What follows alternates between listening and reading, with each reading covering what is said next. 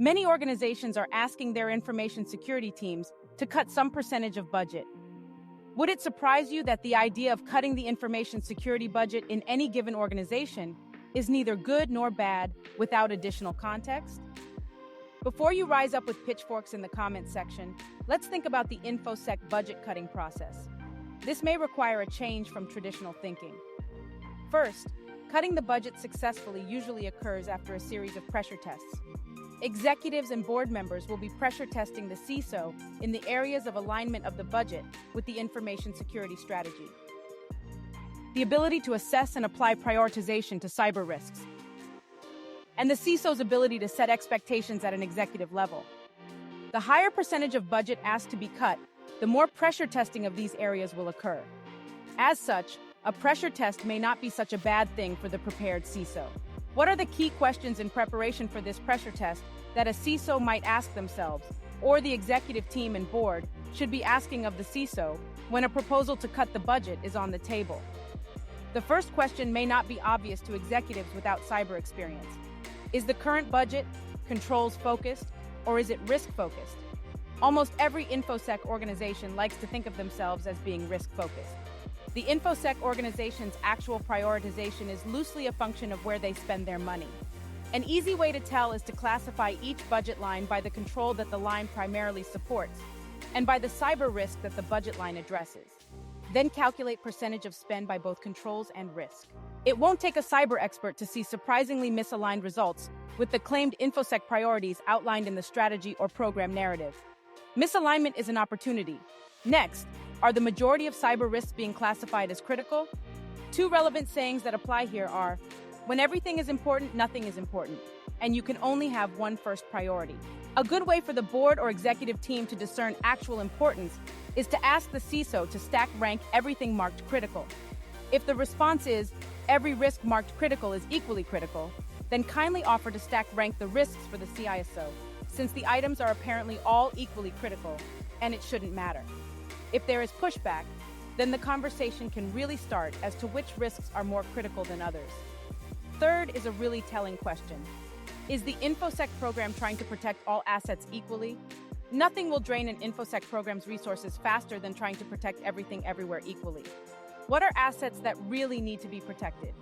What are the things that can remain at good enough, or possibly just be defendable? What are the things that the organization is willing to let burn? The more the percentage of budget cut, the more tightly the focus needs to be on what actually deserves to be protected and why. Budget cutting is much more about really knowing risks to the most important assets than possible threats to the broader organization. Fourth, does the Infosec budget differentiate run rate, spend to support growth and inflation, and spend on net new capabilities? While this seems obvious, many organizations don't highlight how an Infosec budget's fast growth is often tied to things like endpoint licenses to support the company's fast growth rather than new capabilities. An organization may find success in walking the executive team, and perhaps board, through the run rate, especially if there is no excess, and there have been recent wins such as ending contracts for licenses on IT assets found to be inactive. Fifth, can the Infosec program articulate the maturity level and priority of each of the existing Infosec capabilities? As CISOs, we often communicate gaps, but aren't usually as nearly as focused on capabilities that can be matured in place of new capabilities. Sometimes good enough needs to be just that. Last in the list is a question focused on the CISO.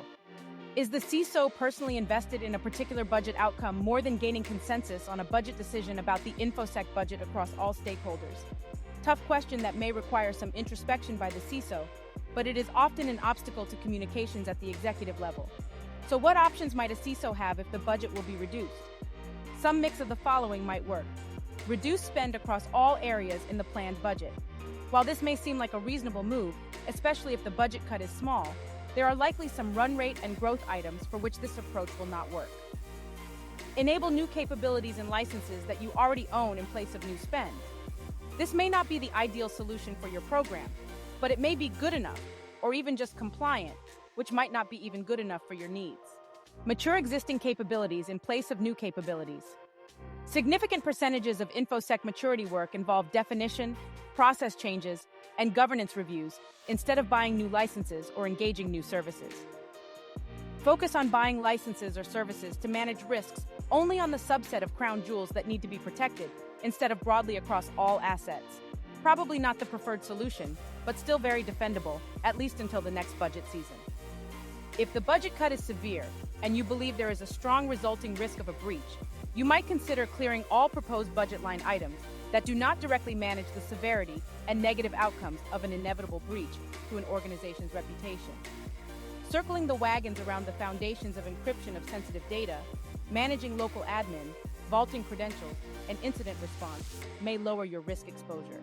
Be prepared to answer the obvious question of why these things aren't being done anyway. Again, budget cuts pressure test the CISO in the areas of information security strategy, the ability to assess and apply prioritization to cyber risks, and the CISO's ability to set expectations at an executive level.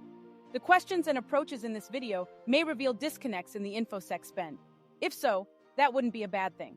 Hopefully, at a minimum, this video has helped CISOs to prepare for these tough conversations and also helped the executive team ask the right questions. We believe that there is always room for this exercise, regardless if an actual budget cut is anticipated or not. It never hurts to be prepared. Governisto has an information security strategy in a box package that can help. Please visit our website at governisto.com for more information, or to sign up to our weekly newsletter, or, if you prefer, follow Governisto on LinkedIn, YouTube, X, and Instagram.